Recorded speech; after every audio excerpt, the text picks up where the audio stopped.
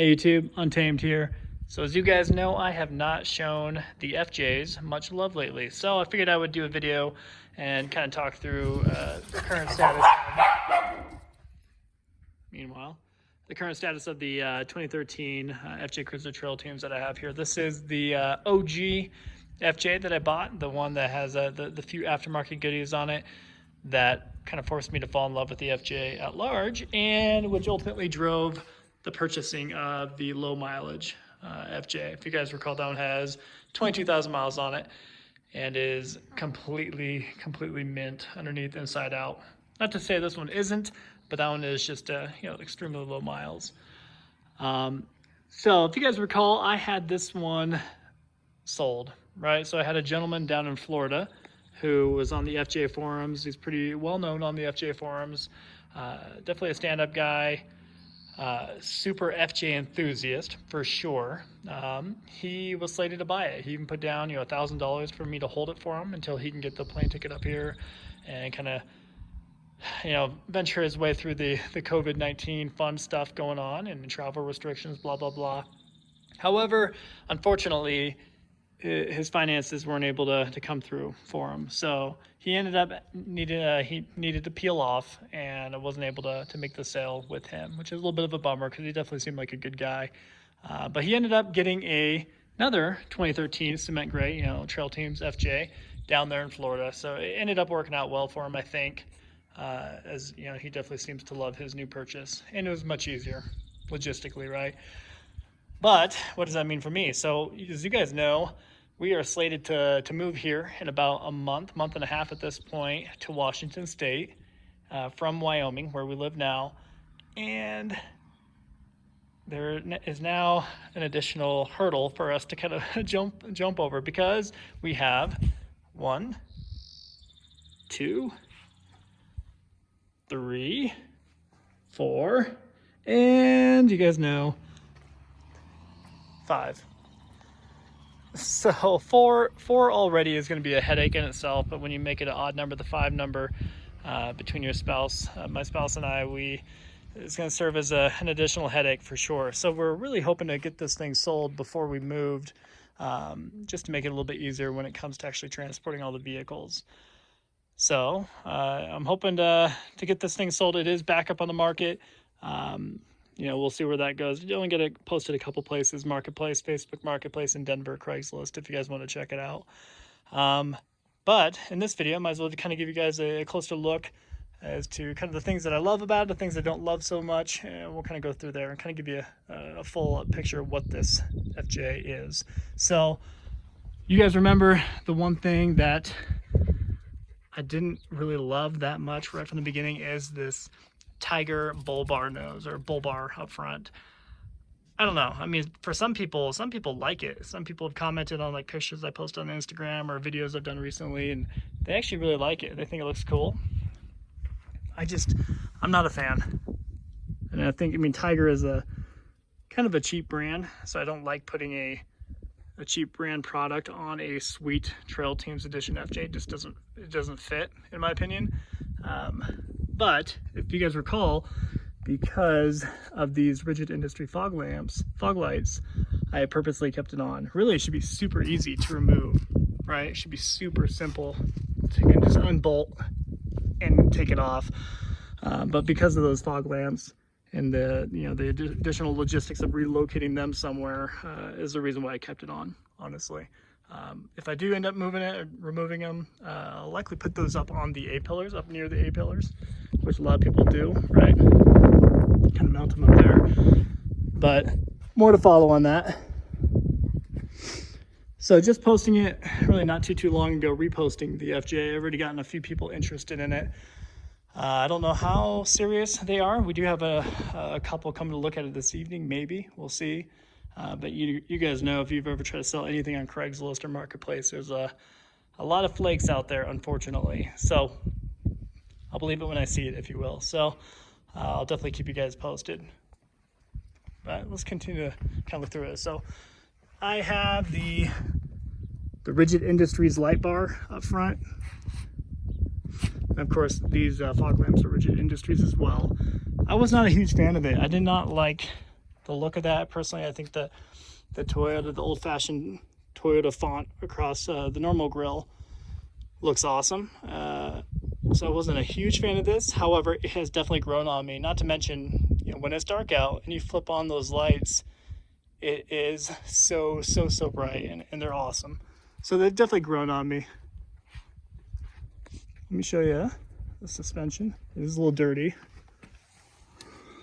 But if you guys recall, had the Freedom Off-Road upper control arms and the Fox Performance 2.0 suspension kit, front and rear. That is the one thing that I do like about this one over my new one, is the way that this just absorbs everything. Every bump, every time you come flying into a different driveway or entryway, it just absorbs it like you're riding on a cloud. So I'm a huge fan of this system, this setup. And you guys know, I was very quick to put on some BFG Goodwrench KO2s, just because, as you guys know, at this point, I have become a huge fan of this tire setup. Not to mention, it matches the OEM look. If you guys recall, the trail teams, they came with the BFG Goodwrench KO2 or KO1s, excuse me, with the white font outward. So it kind of matches that OEM look. When I did buy this, it did have those Anthem off-road wheels, the black wheels, which were nice, but again, for a trail teams, in my personal opinion, I think it's best to keep it the OEM TRD wheels here. So I ended up buying those. It does have the upgraded brake kit on it, which I did a little bit of homework on it with the drilled brake kit here. Big brake kit. They're not cheap at all. So pretty cool that the previous owner had done that. But as you can see, at large, excellent shape. No, I think there's really just one or two tiny door dings where you have to hit it at an angle to see it. You guys might be able to catch it in the video. But other than that, it is in excellent shape, which is kind of what drove me to buy it.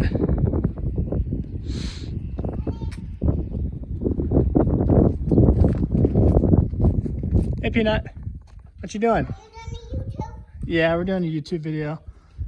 Don't come say hi. Here's the back. This is kind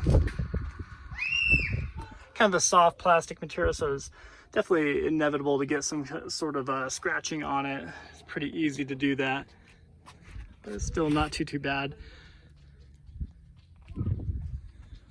You get the locking feature here, which is really cool.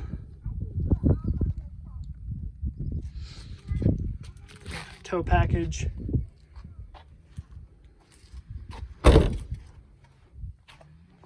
From this angle. Sorry, it is a little windy as usual. Hopefully it's not too bad though. Show the Fox suspension here in the rear, which is absolutely glorious. And you can see these tires, I think at this point maybe put 500 miles on them, so they're super new still. I'll show you underneath. I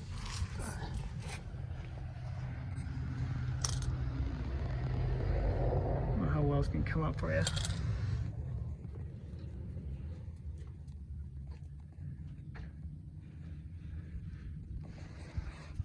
Does have a, let's see if I can show it to you. Oops, sorry, Denver. Sorry, buddy. MBRP exhaust on it.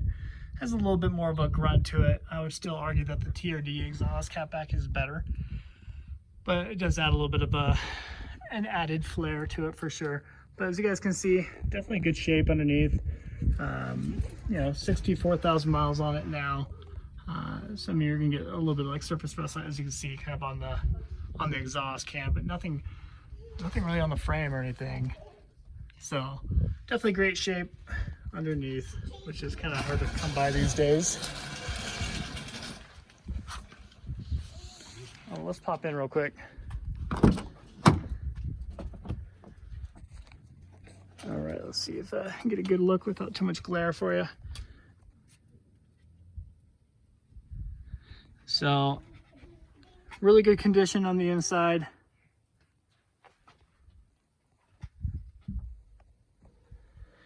One thing that I preferred about this, the 2013 over the other years was, you know, gray is a very neutral color, right? So you get the colored panel there on the door, and you get the colored panel up here, surround, right, of the color of the vehicle. I personally think the other colors, like Radiant Red in particular, looks really bad in my opinion on the inside. You got the red, the bright red in here. They even got red on the steering wheel, which is like an off colored red. It's not even the same exact red, so it just looks weird, I think. And even like the seat inserts are the color, right? Even on the army green is cool, but even then I think it looks a little odd. So one thing that I do prefer with the cement gray here. Talk about legitimately the purpose why they bought, or why they produce this vehicle, is for you to like go off-road and get it super dirty in and out and be able to, you know, spray it out afterward technically. So they're really not far off from that mindset with how they produced it and how they put it together here. Open up the back hatch door. So again, matching color insert here. We need a little vacuum back here. It does have the tilt headrest in the rear. My other one does not.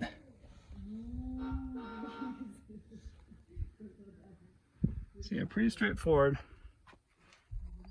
In 2013, for all FJs, they implemented the crawl control here. So this whole crawl control system was new for 2013. So another reason why to maybe consider this. I was really up in the air about this and the Trail Team's Ultimate Edition, right? The Ultimate Edition comes with that stamp here that has you know, 1 of 2,500, even though all of them technically were right around that production number, with the exception of the Quicksand. Quicksand was I think right around 1,500. But anyways, so just kind of course you got your standard glove box. Obviously this component here is super unique. I forget what they call that there, but it shows, you know, your angle, your pitch as you're off-roading. You got your compass here, and then your temperature. Doing good, Peanut. Hey, Daddy, where do cows go with fun? Where to what? Movies. Where do cows go for fun? The movies? Nice. Well done. I like your Mercedes. See you later.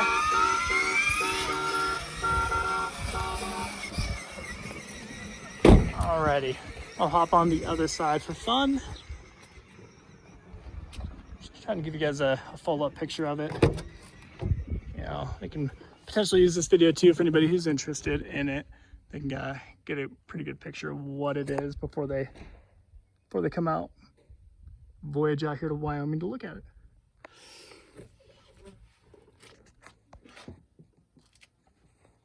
So this I'm not a huge fan of. I told you guys about that. The previous owner put these in here, kind of tacky.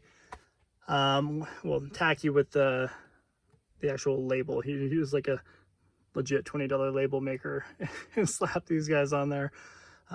Personally, I would have left this as is and maybe used the blank slots down here, the blank button options. Maybe considered using that, but neither here or there. Still is kind of a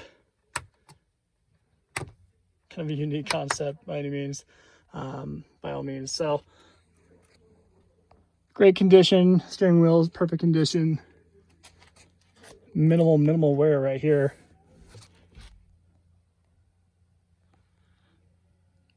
Yeah, so pretty straightforward.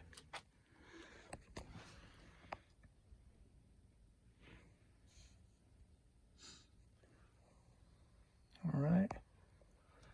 One thing I think is super cool is this little jump box. That's so unique, right? I feel like there's less than 5 vehicles in the entire world that have a very similar little cubby space right there. So I think that's really cool. I'll pop the hood. I'll show you underneath the hood, and we'll wrap up the video, guys.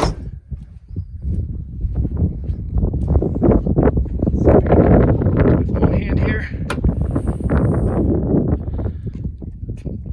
There's nothing too exciting underneath here. Yeah, newer battery, K&N, I know it's getting a little windy, K&N cold air intake here. It is the 4.0 6 cylinder within this, and they are so bulletproof. So no issues, just aside from being a little dirty. Excellent shape underneath here. Alrighty. Well, team, we'll wrap up the video there, but I wanted to give you guys a full up rundown of the FJ here. Hope to have it sold before we leave, but if not, worst case is we pay the $500 to get it shipped, or $600, however much it ends up being, to get out there to Washington. But at any rate, I really appreciate you guys watching as always. Feel free to let me know if you have any questions. Until next time.